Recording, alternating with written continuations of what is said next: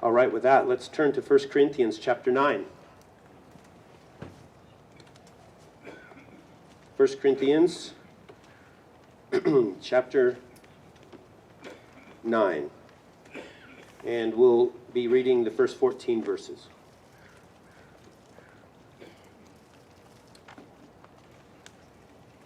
First Corinthians chapter 9. Am I not free?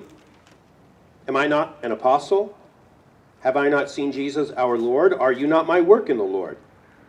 If to others I'm not an apostle, at least I am to you, for you are the seal of my apostleship in the Lord. My defense to those who examine me is this: do we not have a right to eat and drink? Do we not have a right to take along a believing wife, even as the rest of the apostles and the brothers of the Lord and Cephas? Or do only Barnabas and I not have a right to refrain from working? Who at any time serves as a soldier at his own expense? Who plants a vineyard and does not eat the fruit of it? Or who tends a flock and does not use the milk of the flock? I am not speaking these things according to human judgment, am I?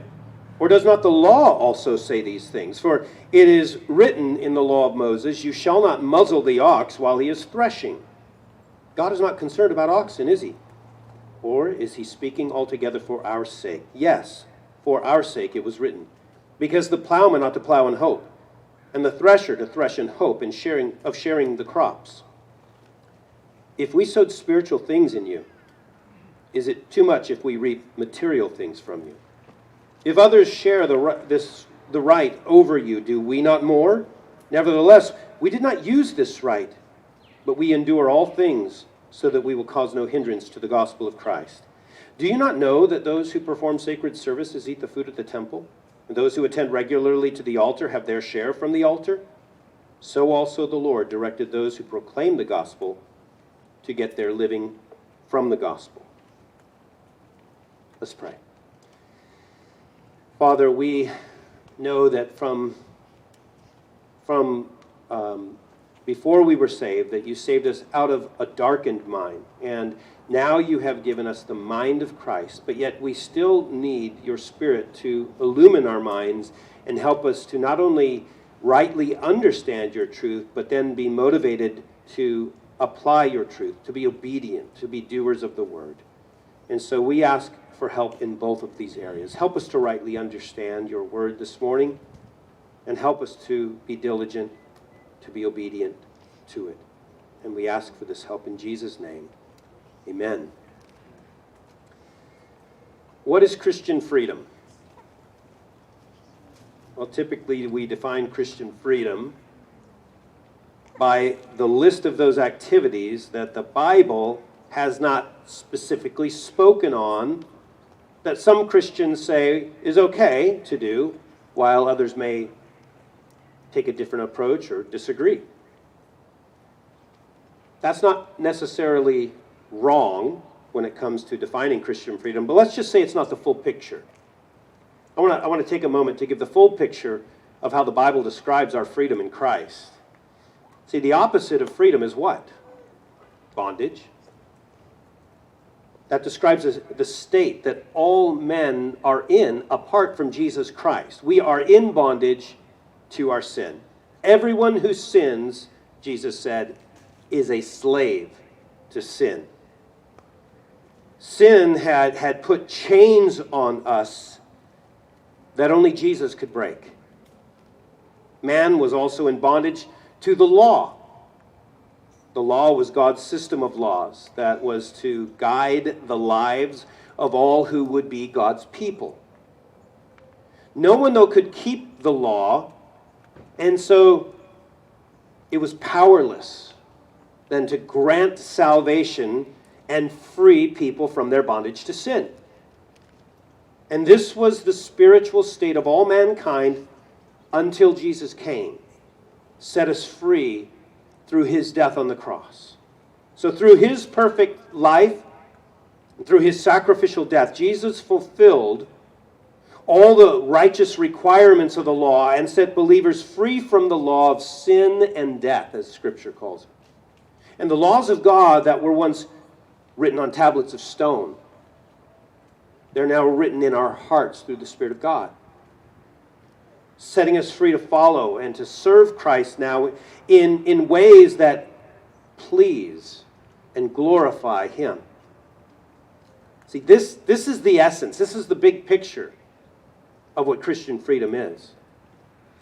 See, all who are in union with Christ through faith are now free from the requirements of the law, free from the penalty of our sin, also free from the power of sin.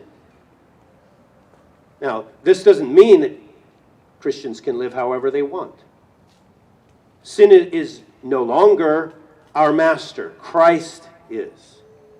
And as Paul says in Romans chapter 6, verse 18, having been set free from sin, I've become a slave of righteousness. See, true freedom, true Christian freedom is found only in Jesus Christ. It was Jesus who told us, if the Son sets you free, you will be free what? Indeed. So Christian freedom is actually one of the many paradoxes of Christianity. See, we have been set free to willingly become slaves of Christ. And in our relationship with Him, as Him being our master, we being His servant and slave, in that relationship, we find true freedom. See, we can hear the echoes of this paradox in Christ's own call to discipleship. He said, come and follow the man who will set you free in Him. And what will that freedom look like? This is what He said to His disciples. If anyone wishes to come after me, and we could insert there, if anyone wishes to truly be free, this is what he must do. Deny himself. Take up his cross and follow me, Jesus said. See, Christ's offer to become His follower, it's a universal offer. Jesus invites, He says, anyone to come after Him. It doesn't matter what tribe you come from, what language you speak, what people group you belong to, what nation you might live in. Jesus genuinely invites everyone in the world to follow Him, to come be free, be set free. But not everyone will. Why? Because His call, while being universal, it is also conditional. Christ's condition for following Him is that He must be greater to you than anything else. Greater than any earthly treasure. Greater than any relationship. Greater than any obligation. Yes, even greater than your own life. The life of one who follows Jesus Christ will be lived in true freedom, while at the same time it will be characterized by self-denial and sacrifice. Now, how does Christ's call to a life of self-denial and sacrifice relate to our freedoms as Christians? Well, it makes it pretty clear that our freedoms, they should not primarily be about us, about the things that we want to do, because the Bible says that because the Bible doesn't say that we can't do them. Let me say that again just to make it clear. It makes it pretty clear that our freedom should not primarily be about us and the things that we want to do, because the Bible does not say we can't do them. See, that should not be the focus of our Christian freedom. See, the purpose of our freedom is to live holy lives. Live holy lives that are in Christ, that are focused not on ourselves. Right? That's the call to discipleship. They're focused not on ourselves. They're focused on Christ. We're going to follow Him. They're focused on others. We're going to deny ourselves. That's what helps us to answer the inevitable practical questions that come up along the way about what we are free to do and not do. Now, as we learned last week, the answer is not just your knowledge of the Bible. That's not a good way to just go about practicing your freedoms. Well, the Bible doesn't say I can't. I can't do that, so I guess I can. See, that's what the Corinthians thought. That's how they operated. All things are lawful. If the Bible says it's lawful, it's lawful. There you go, end of story. And as we know where Paul goes with this, yeah, but not all things are profitable. So knowledge alone is not sufficient. It's vitally important, absolutely, right? Doctrine defines how you live. The key to all our behavior, though, is not just doctrine. What's the key to our behavior? We learned this last week. It's love. Love for Christ and love for other believers. See, our knowledge, it must be grounded in God's Word, but it must also be governed by love for our brother and sister in the Lord. And this is what helps us to have a proper attitude towards those brothers and sisters whose knowledge about what is right and wrong is weaker than yours. So out of love, you take responsibility for your brother. Why? Because Christ died for them just as He died for you. So for their spiritual well-beings, when it is necessary, you set aside your rights. Why? Because you don't want to stumble them. Out of love for them, you deny yourself. Just like Jesus said would be true of you when you follow Him. Just like the condition for discipleship from Jesus' own mouth, you have to deny yourself. Here's one example when that's true. There's many others, of course, but here's one. So for you set aside your Christian freedoms and rights so that they won't be stumbled. Now that sounds exactly like what Jesus said our life should be characterized by: self-denial, sacrifice. So chapter 8 was where we learned about freedom and our responsibility to our brother. And we learned about when your knowledge of God is governed by love and grounded in the Word, well, you can choose to forego your freedoms for your brother's sake whenever that is deemed necessary. So our brother's spiritual well-being is to be more important to us than our Christian freedoms. Now in chapter 9, Paul uses his own life to now illustrate that principle that he's just explained. He lays out for his readers what his rights are as an apostle. In particular, he zeroes in on his right to be financially supported by those that he ministers to. Right? So he sets that right, he lays it out, and then he gives the reasons why he, even though he had this right, why he refrained from doing what he was free to do. And then he powerfully explains how he would give up any right of his, for the sake of the gospel and the salvation of the Lord, of the lost. So in this chapter, chapter 9, Paul explains the priority that governed how he viewed his freedoms, as well as all of his life, right? And that's the priority of the gospel. So you will do well to let that same priority govern the choices that you make regarding your life, including your freedoms. So the title of this morning's sermon is Freedom and the Priority of the Gospel. We won't get all the way through chapter 9 today, but we're going to start looking at freedom and the priority of the gospel. So the main application that I want you to walk away with from this whole chapter is this. You will never regret prioritizing the gospel over pursuing your freedoms.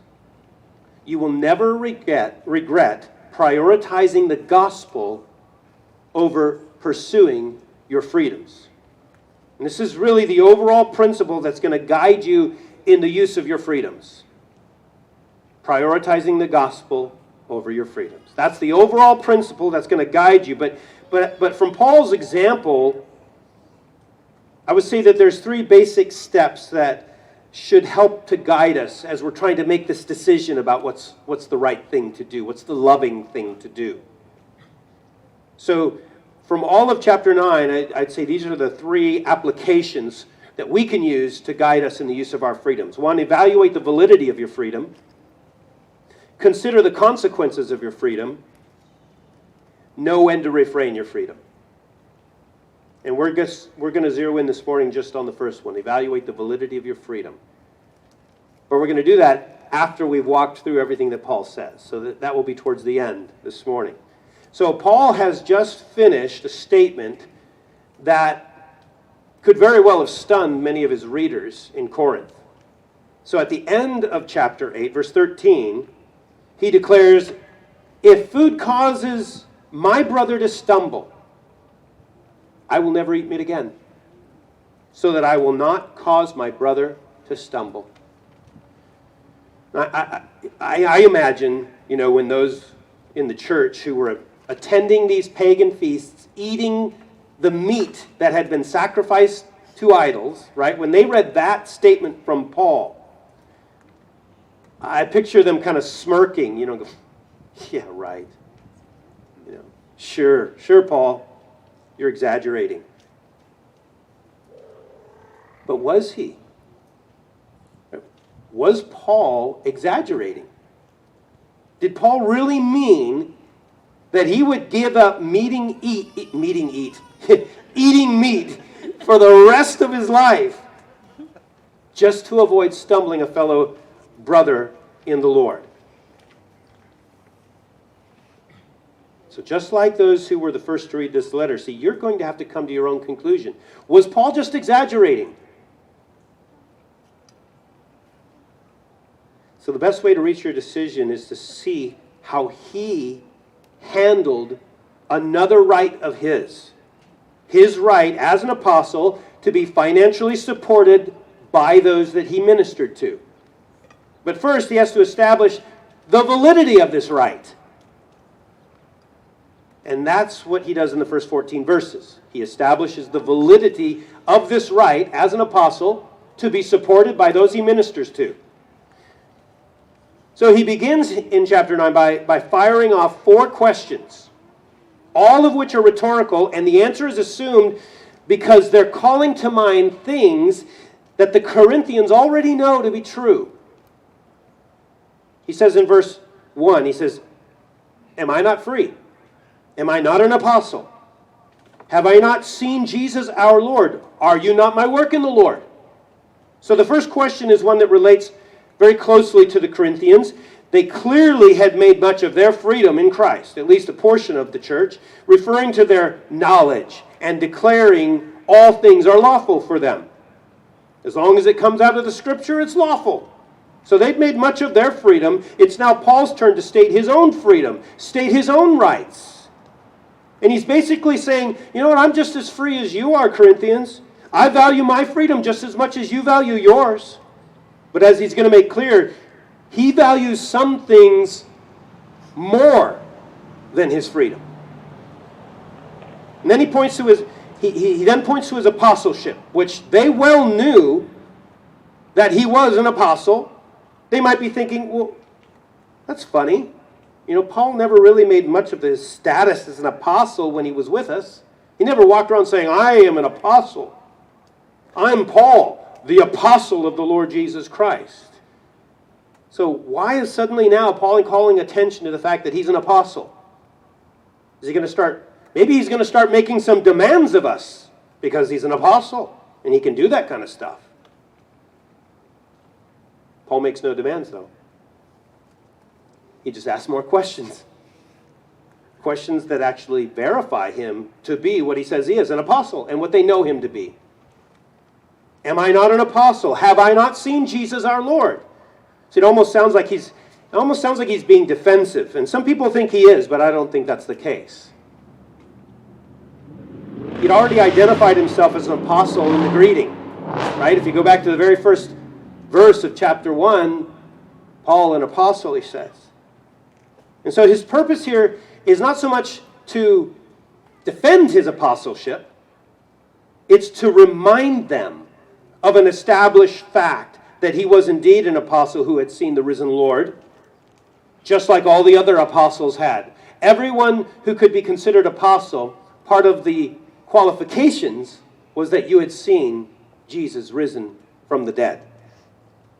And so he's reminding them of this established fact that he was indeed an apostle. He'd seen the risen Lord.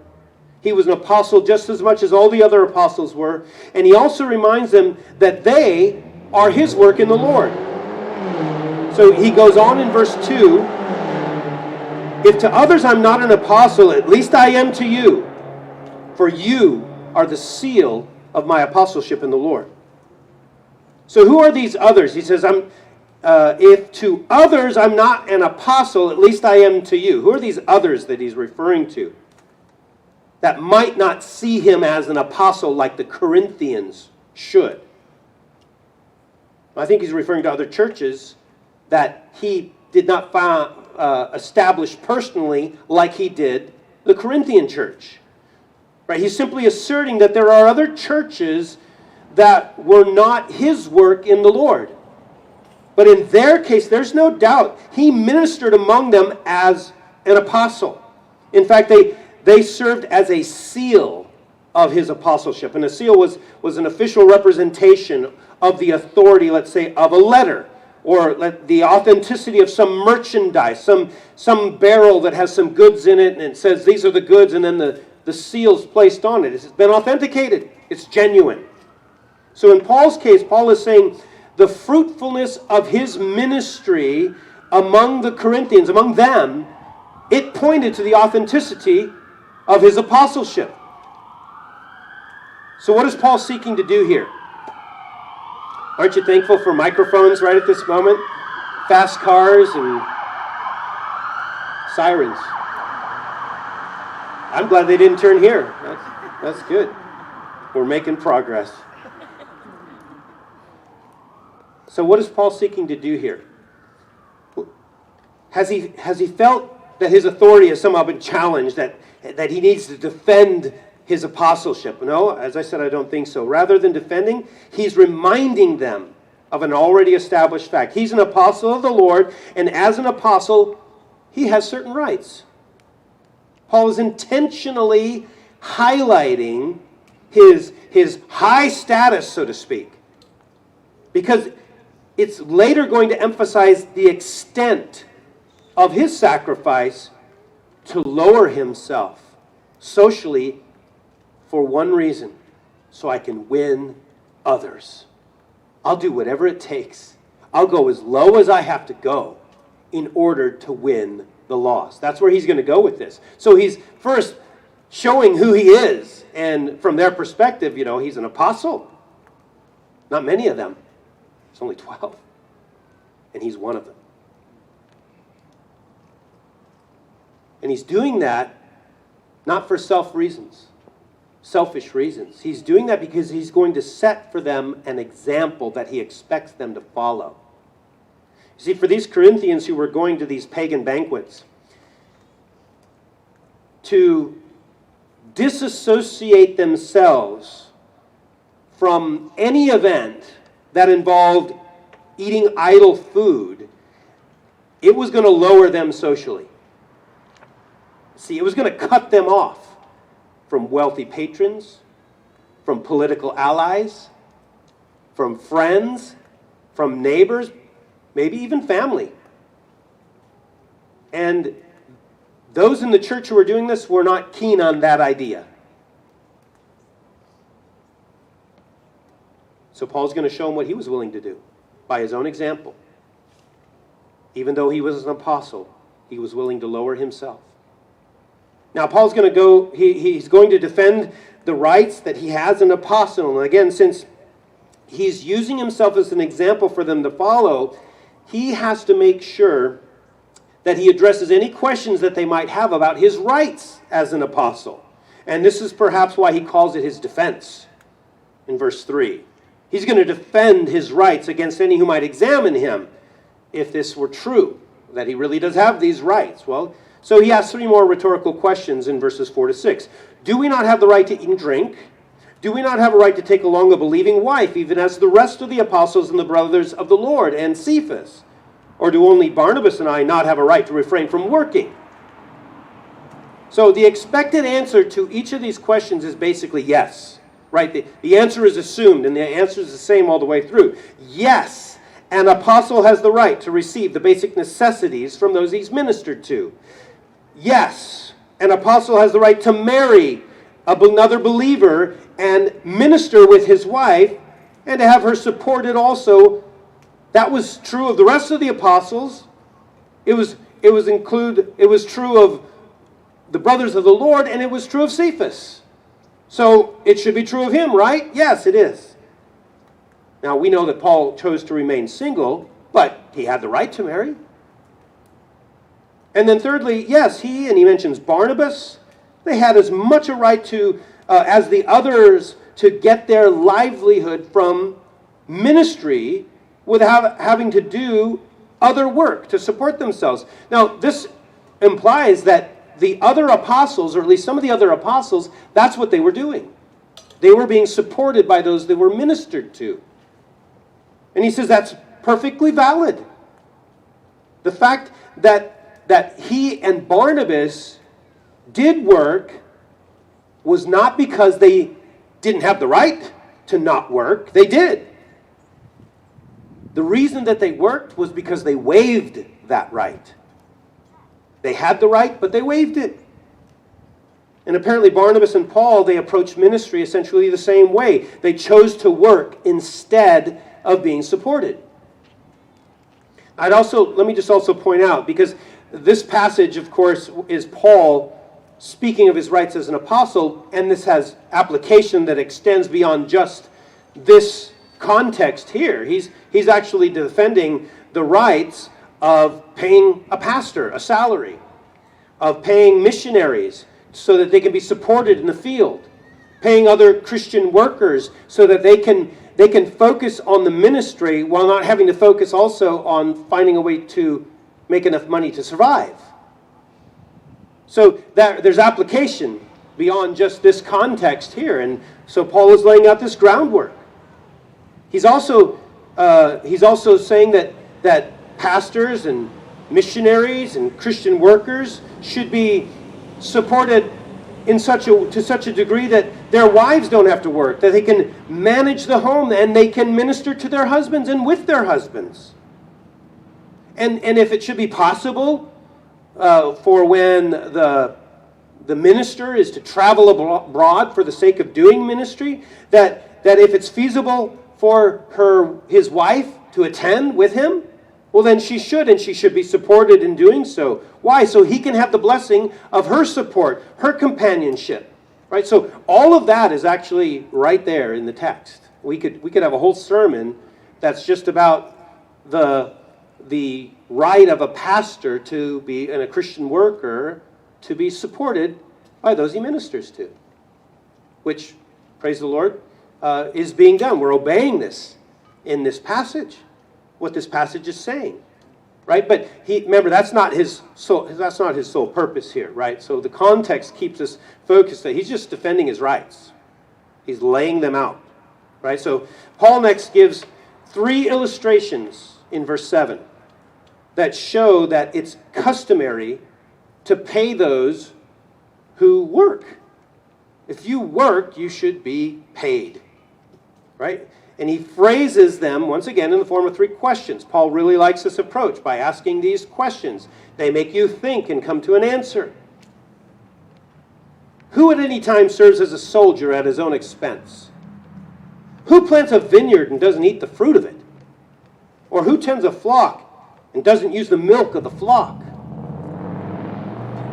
So he's saying, soldiers, we all know that soldiers don't fight the battle in the day and then go to some civilian job at night just so that they can support themselves. They're not expected, a soldier is not expected by the army to supply his own rations. The army gives a soldier his clothes, his weapons, his lodgings, and his rations, along with anything else that's needed to fight effectively. No one expects a farmer to plant and to cultivate a crop to then have to go find another job also so that he has money to buy food and eat. Farmers eat from the crop they grow. That's just expected. That's understood. And like the farmer, it's expected that the one who watches the flocks can drink some of that yummy goat's milk. And that can serve as payment for his labors. See, all three of these workers are appropriately compensated for the work that they do. And each would be considered the customary practice of the day as well as just the right thing to do. It makes sense. So what is Paul implying? Except that it should be true for God's workers also. Paul is really driving his point home. Right? He now shifts from what is a customary precedent for men to what is commanded by God. Many times what's customary has at its roots a command of God. That's why it's become customary, whether or not God is acknowledged in it. It was customary just over the ages, but it all can trace back many times to something that God has said. Paul is doing that here. Look at verse 8. I'm not speaking these things according to human judgment, am I? Or does not the law also say these things? For it's written in the law of Moses, you shall not muzzle the ox while he is threshing. So Paul's quoting from Deuteronomy 25 verse 4 to show that even God's law teaches that those who labor, they should be paid for their work. Now, in chapter 25 of Deuteronomy, God is speaking about the social and the economic relationships among men. And inserts just this verse about an ox. You shall not muzzle the ox while it's threshing. But he's talking about the relationships of men. And so it's been generally accepted down through the ages that what God is doing here is he's providing a mold of sorts from which to create new legal decisions that were applicable in different circumstances. In other words, it was true literally, right? God doesn't want the ox to be muzzled. But it's also true figuratively. He doesn't want you muzzled while you're working. You should be able to gain from your work just like the ox. And that's why after he quotes that verse, he says, God's not concerned about oxen, is he? Doesn't mean he doesn't love animals. Yeah, he cares about the welfare of animals. He cares for the birds. He knows when they fall to the ground, right? So God loves the animals that he has created, not like he loves you and I created in his image, but he loves the animals. He's told us to care for them, to be good stewards, right? So he wouldn't have said this about the ox if it wasn't true that he cared about animals. But Paul's point is clear. If God shows concern for the sustenance of an ox while it is working, certainly God is more concerned for the sustenance of those who are serving him. And then Paul says, God is actually, he says this in verse 10, he just comes out with, God is actually speaking altogether for our sake, he says. Yes, for our sake it was written, because the plowman ought to plow in hope, the thresher to thresh in hope of sharing in the crops. And so Paul then applies it to his own work as an apostle and a missionary. Verse 11, he says, if we sowed spiritual things among you, is it too much that we reap material things from you? So Paul makes the case that a minister who sows spiritual things in God's field has a right to reap material things from that field. Things that are actually, if we're comparing spiritual to material, which is the more valuable, which is the more important. You're going to reap the lesser, which is the material things. That should be expected, because the more important is what's been sowed into you as God's field, the spiritual things. These are issues of eternal life. You're just looking for that which will sustain temporal life, which is more important. Both are important, but one has eternal impact. So Paul is arguing that the Lord's servants deserve to be supported well. Considering the spiritual significance of the work preachers and missionaries and Christian ministers do, should God's people not try to reward them as generously as possible? You know, in his letter to the Romans, Paul speaks of the Gentile churches and how they had adopted this very attitude towards helping the saints in Jerusalem. This is what he says in Romans 15:27. For if the Gentiles have shared in their spiritual things, they are indebted to minister to them also in material things. See, they've received spiritual benefit from the ministry that's been done to them, and they see themselves as indebted to those who minister to them to give them the material things that they need so that they can keep sowing the spiritual seeds in God's field. So giving to the Lord's people in need and giving to the Lord's workers, that's giving to the Lord. So God gives to us an abundance spiritually, not to mention materially. We have been greatly blessed in this country. God supplies, he says, all your needs according to his riches and glory in Christ Jesus. You lack nothing, spiritually speaking. Nothing has been withheld from you. Peter says his divine power has granted to us everything pertaining to life and godliness. So, considering what the Word of God says has been reaped in us, God's children are to be generous, just like their Heavenly Father. And God even promises that he has your back when you choose to be generous. In 2 Corinthians 9:6, he says, he who sows sparingly will also reap sparingly, and he who sows bountifully will also reap bountifully. So churches and individuals who give generously to the Lord's work and to support the Lord's workers, God says, you will know my blessing in your life. What encouragement that is to be generous in these ways. So Paul then underscores his point by noting that other ministers have apparently already partaken of the support of the Corinthians for their work in Corinth. People other than Paul have also ministered in Corinth. And guess what? The Corinthians supported them. He asked them in verse 12, if others share the right over you, this right that he's referring to be supported, if others share this right, and then he says, do we not more? So he could be speaking of Apollos. He could be speaking of Cephas or Peter, right? We don't know for certain, but certainly they knew who it was that Paul was referring to. And if anyone deserved to be, let's say, the first in line to receive financial support, well, it was Paul. He was the first one to sow the seeds of the gospel in Corinth. Nevertheless, Paul says, we did not use this right. See, in spite of the many reasons that he had to justify his right to be supported, he waived his right. Now, just pause here for a moment, right? Just take in all that Paul has established here in these verses. The soldier serves at the expense of the army. The farmer eats from the crops he grows.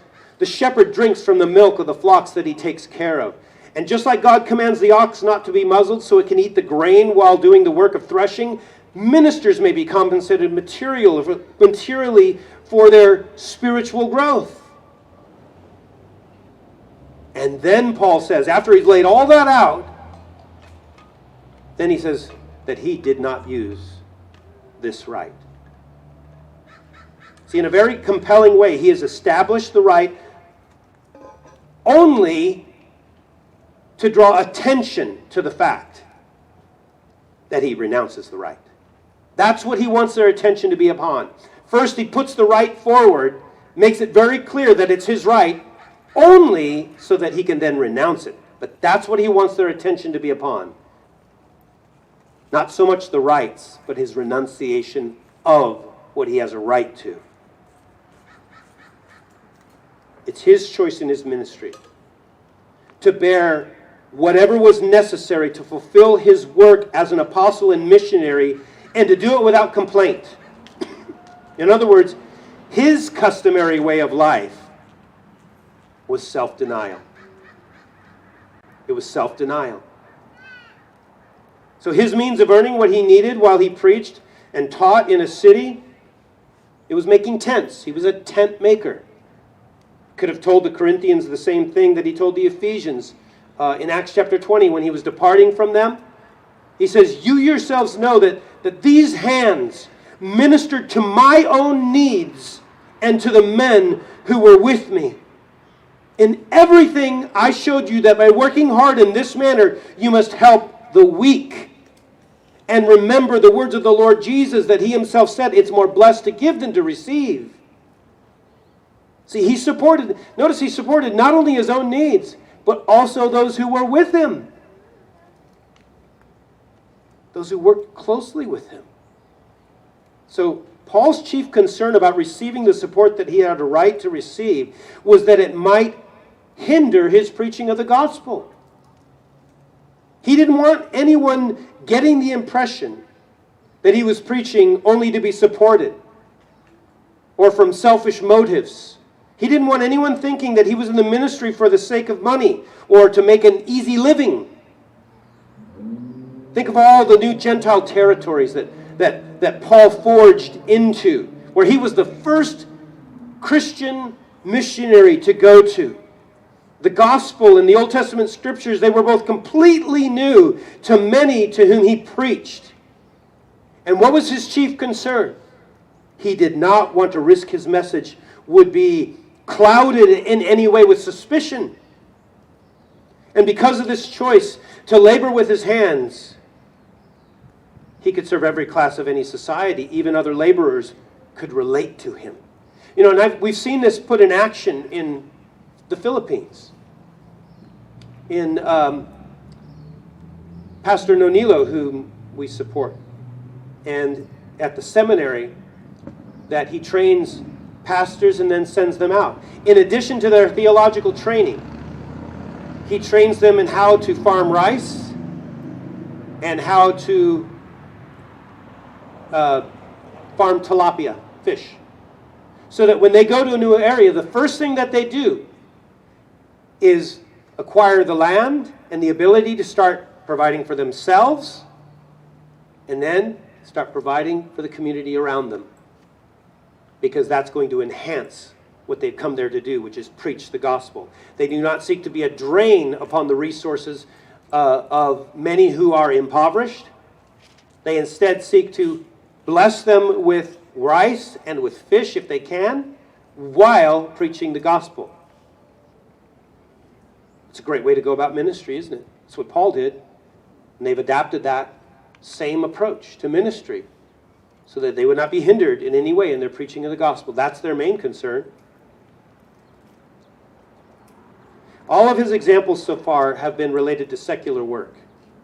But now he concludes with a final supporting example from religious service. In verse 13 he says, do you not know that those who perform sacred services eat the food of the temple, and those who attend regularly to the altar have their share from the altar? Right, so the priests of the temple, they were supported by the tithes of crops and animals, as well as the sacrifices from the people to whom that they ministered in the temple.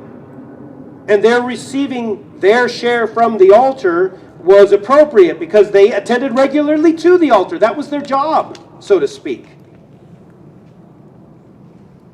Now, Paul then says the last, most compelling reason for his right to be supported by those he ministers to. Right? He's gone through all that he's gone through. And now he saves the best for last. He says, it's the Lord who commands that those who minister should be supported by those they minister to. It's the Lord who commands this. Verse 14, so also the Lord directed those who proclaim the gospel to get their living from the gospel. Now, this isn't a direct quotation, but it's more a summary of the instructions that Jesus gave to his disciples when he sent them out on their mission to Israel.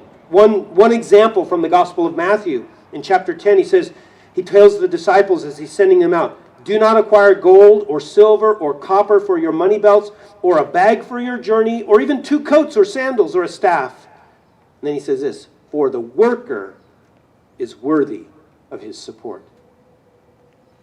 See, every argument that he's put forward to them, it's right in line with Jesus' command. Jesus considered preaching to be a full-time task. A task that prevents the preacher from earning income in a normal occupation, at least if he's going to do as good a job as he should do as a preacher of the Word of God. And so he established their right to be supported. Now, did the Corinthians dispute any of this? Were they like, "No, we don't want to support you, Paul"? No. They weren't doing that. So the question naturally there is, so why does Paul take this time to pile up the arguments as he does here, as if the Corinthians wouldn't already agree with him on all this? Paul, we get it. We agree you should be supported. Why are you doing this, Paul? They weren't trying to debate with Paul whether or not ministers should be supported. They supported others. So why does he do this? He wants to draw out the theological implications of his refusal of this support so that he can apply it to the issue at hand. This going to pagan feasts and eating food sacrificed to idols, resulting in brothers in the Lord being stumbled because they were weaker in knowledge in their faith. See, he has an irrefutable right to support, but he surrenders it so that he can better win others to Christ. He enslaved himself to all in order to fulfill his commission as an apostle more effectively. He's following the example that he sees in Christ, in his self-giving, his self-emptying, his self-sacrifice. And his hope is that by going to such great lengths to establish his right as an apostle to be supported, so that his renunciation of those rights will have a greater effect upon the Corinthians. He wants them to see that ministering to the spiritual good of others, it overrides insisting on his divinely authorized right that he has as a minister of the gospel. So I ask you the question that I asked you before we started all this now. Is Paul just blowing smoke when he says that he would not eat meat if it caused a fellow Christian to stumble? What do you think now? He has already waived the right to eat anything supplied by those that he's ministering to. The lesson should be clear here to the Corinthians. He ministered to their needs at great cost to himself. And he did so because he was unwilling to take any risk that his motive would be called into question and the gospel might be hindered. And the Corinthians should follow their apostles' example, right? At least I'm an apostle to you. You know how I ministered among you, and you should be following my example as I follow Christ. This was your call to discipleship that you answered, that you would deny yourself, you would take up your cross and follow Christ.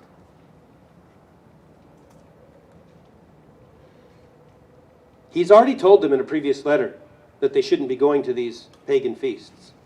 But they shot back with their justification for going. All things are lawful. We have knowledge. There's no God but one. He says, but you're causing a weaker brother in your fellowship to stumble. To do so should not be seen. To deny that right that you have based on your knowledge, should not be seen as a sacrifice. It should be seen as your Christian duty, he's saying. So that's verses 1 through 14. So how then does all this help to guide us in the use of our freedoms? Well, I acknowledge that Paul's goal here is not to create a guide for the use of our freedoms. That's not why he wrote this, so that we would have a guide, step 1, step 2, step 3. His goal is to correct the Corinthians who've put their freedoms above the spiritual well-being of their brothers and sisters in the Lord. That's what his goal is. But his approach to establishing his rights as an apostle provide us some helpful guidelines to see the things that we must do in deciding how our freedom is first then, how our freedom should be handled.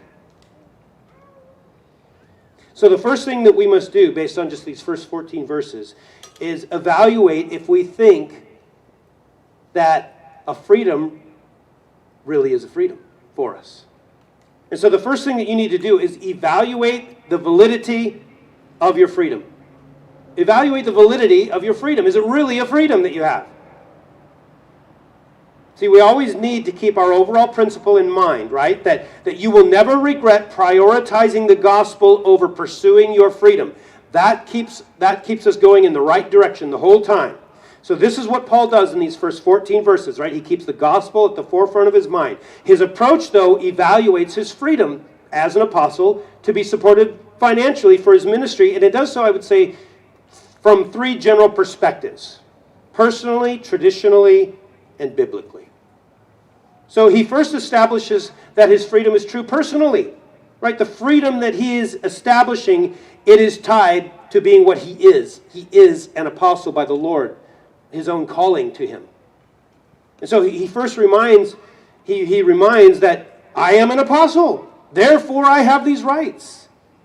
His qualifications are that he has seen the risen Lord, that the Corinthians were undeniably impacted by the gospel through his ministry in Corinth. Right? So personally speaking, he has a right. Now, in evaluating the use of your freedoms, it may be necessary to first establish who you are personally, because your freedoms may expand or contract based on who you are personally. For example, are you a husband or a wife? Does being a husband or a wife, let's say, limit your freedoms? And if so, how? Well, what freedoms do you have, let's say, in interacting with members of the opposite sex? Do you have the freedom to have close relationships with members of the opposite sex, let's say to have lunch together alone, communicate privately, have deep personal conversations, go places alone, and so forth, right? Do you have that right? Or is it being legalistic to say that being a husband should limit your freedom to interact with other women? Similar question could be asked about your friendships with members of the opposite sex. Or, members of the same sex. Right? Should a wife's friendships with other women, should those rights be expanded or contracted based on the fact that she's married? Is your freedom valid based on who you are personally? So that's the first thing that you must do. You must evaluate it personally. Secondly, we see Paul establishing his right to be true traditionally. The freedom of deriving your support from work, Paul makes great effort to show that it's true traditionally. Paul points to the soldier, the farmer, the shepherd as examples that this is traditionally accepted. In other words, is there a generally accepted position? Is that position reasonable? Is it customary? Now, something being traditionally accepted, it doesn't therefore make it right. But what we're acknowledging here is that it could reflect a conventional wisdom that's rooted in a biblical truth. That's why it's become the convention. So you're asking yourself, well, is this true traditionally? It could just as easily be a traditional practice that needs correcting. So that, see, it's not the only basis, it's just a consideration as you evaluate the validity of your freedom. So traditionally speaking, what is expected of husbands and wives when interacting with members of the opposite sex? Well, I would say that the general expectation is that they're to be exclusive. A husband who's seeking alone time with other women is viewed as someone who is foolish and careless and loose. They would say his poor wife. Such things set people to wondering about the depth of their commitment to their spouse. Now, there are certainly those in our society who are willing to put a nice spin on things that they wish were true. I think a lot of TVs and movies wish that it were true that you could be married and have this wonderfully platonic relationship with someone of the opposite sex. Just easy and free. All things are lawful. Yeah, but is it profitable? See, TV can write whatever script they want to write. So it may not be traditional, but it may be what's wanted. And so they put it and make it look like it's normal and natural. But I would say that those depictions are far more recent. They reflect more current cultural attitudes more than long-standing tradition. But this is just part of the process that you're evaluating the validity of your freedom. You're identifying what your influences are. How worthy are those influences to follow? Thirdly, and most significantly, Paul establishes his freedoms to be true biblically. He goes to the Old Testament. He goes to the religious practices in the temple. He considers the impact of his gospel witness. And then finally, he considers the Lord's own commands. All of these are the guidance that comes from Scripture. This really is the most significant factor in evaluating the validity of your freedom. If there are clear biblical principles, you need to follow them regardless of what you think personally or what might be true traditionally. In Paul's case, it was clear that he had the right, biblically, he had the right to support. In other cases, it may not be so clear. But God may have provided principles that should guide you. And when we can, and one of the biggest principles is what?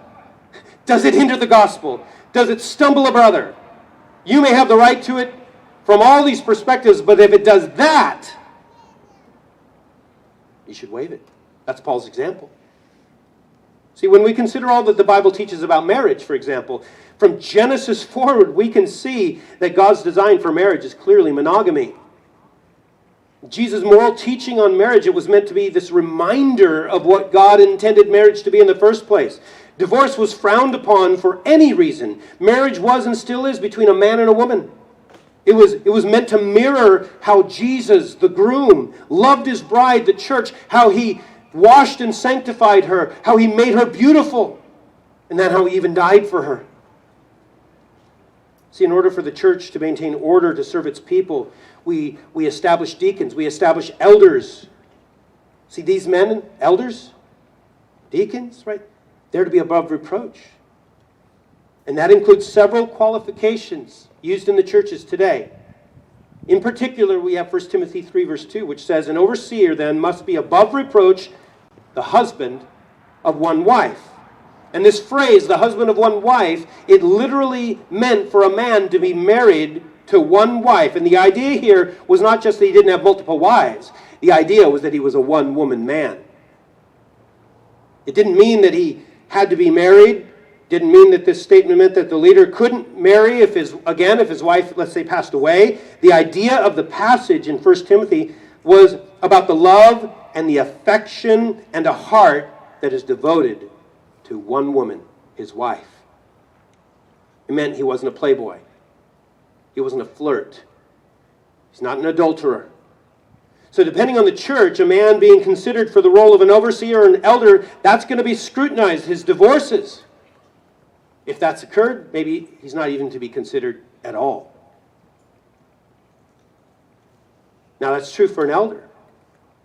But is it any less true for every man in the church? No. The elder just simply represents what we should all be striving for. And so what was true for the elder is true for all of us. We should all be one woman men. We don't give ourselves and our attentions to other women who either are other wives of other men or potential wives of other men. You have one wife, and you're to be devoted entirely to her, and anything that would distract you from that devotion should be avoided. So that's going to help us to evaluate the validity of our freedoms. You're going to look at it personally, traditionally, and biblically. Now, we're out of time for this morning. We're halfway through this passage. So we'll come back next week and continue to see that we will never regret prioritizing the gospel over pursuing our freedoms. So let's close now in prayer. Heavenly Father, Lord, we thank you for the details of your instruction, because as we observe these details, we are increasingly compelled by the argument that your Spirit led Paul to make. That whatever rights we have, no matter how solid they may be, they can be surrendered for the sake of the gospel, and we will never regret doing that. And so I pray, God, for us as a church, for us as individuals, that we would evaluate our freedoms.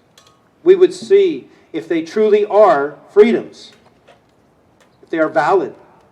And even then, Lord, that if it were to be clear that they hindered in some way the preaching of the gospel, that we would be, like Paul, willing to surrender them. And for this we need your help, because we are selfish. But yet we have been called to a life of self-denial in our following of Christ. Help us to be true disciples of the Lord Jesus Christ, who himself surrendered his rights.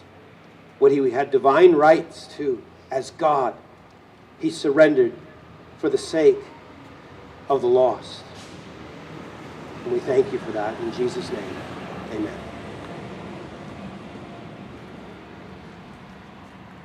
Amen. Would you please stand with me? Christ is worthy of our devotion above our own rights.